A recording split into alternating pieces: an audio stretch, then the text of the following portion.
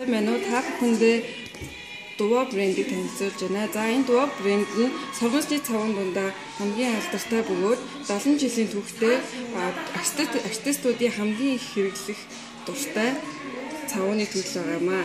За энэ дотроо бас маш олон төрөлтэй байгаа. Нийтлэгээр гол цав нь хар цагаан гэсэн хоёр өнгөтэйг шахдаг хэлбэрээр байгаа.